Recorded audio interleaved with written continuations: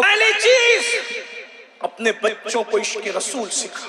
दूसरी चीज फरमाया मेरी अहले बैत की मोहब्बत सिखाओ।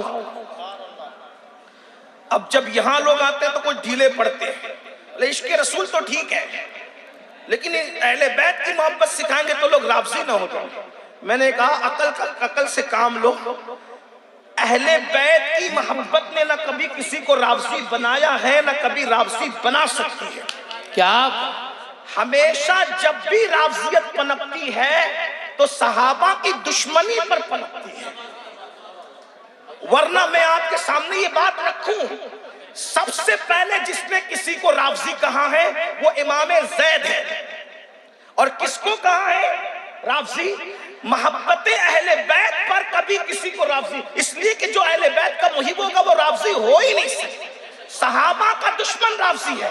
जब हजरत ज़ैद शहीद को कूफा वालों ने कहा जंग में हम तुम्हारा साथ देंगे, आप अबू बकर उमर पर तबर्रा करें, नफरत करें, उनको छोड़ दें, तो मेरे इमाम ज़ैद शहीद ने फरमाया चले जाओ तुम सब राज़ी हो गए। क्या मतलब अहले बैत की मोहब्बत ने राज़ी नहीं बनाया, सिद्दीक और फारूक की दुश्मनी ने राज़ी बनाया।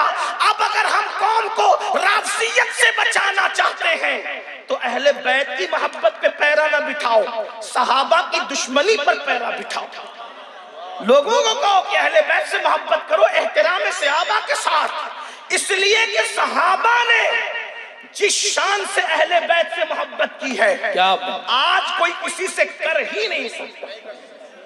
अगर आप सुनना चाहते हैं तो मैं आपके सामने कुछ बातें रखूं और ये बात भी आपको बताऊं, सहाबा और अहलुल बैत में रिश्ते बड़े गहरे थे, बड़े मजबूत रिश्ते थे।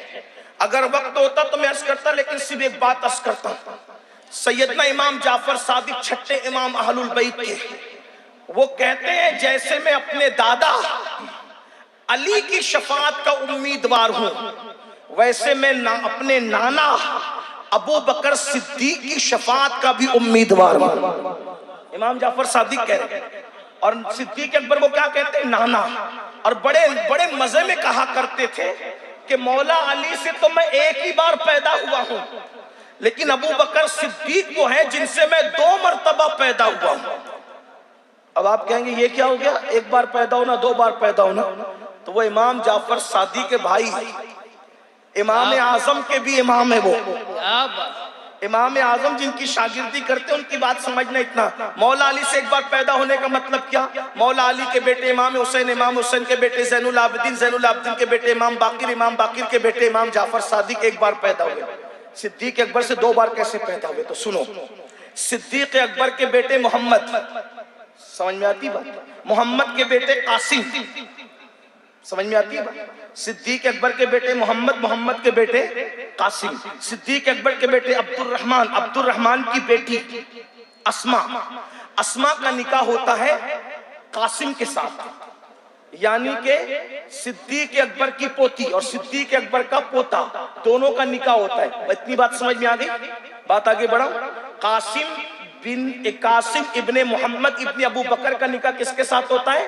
अस्मा बिनते अब्दुर्रहमान इब्ने अबू बकर, उनके साथ निकाह होता है। ठीक है, इधर से भी ठीक। अब ये दोनों का, कासिम और अस्मा का निकाह होता है, उससे एक बेटी पैदा होती है, उसका नाम उम्मे फरवा रखा जाता है। और उम्मे फरवा का निकाह इमाम बाकिर के साथ होता है, और उससे जो बेटा पैदा होता है उसी शहजादे को दुनिया इमाम जाफर सादिक कहती है। क्या बात है, सुभान अल्लाह सुभान अल्लाह।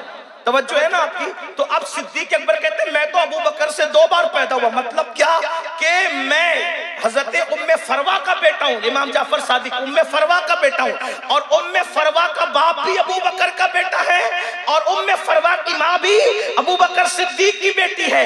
यानी उम्मे फरवा वो खातून है जो नजीबुत तरफैन सिद्दीका है, और वो मेरे इमाम जाफर सादिक की अम्मी है। इसीलिए फरमाते हैं अपने दादा से भी शफाअत का उम्मीदवार हूँ, और अपने नाना अबू बकर सिद्दीक से भी शफाअत का उम्मीदवार हूँ।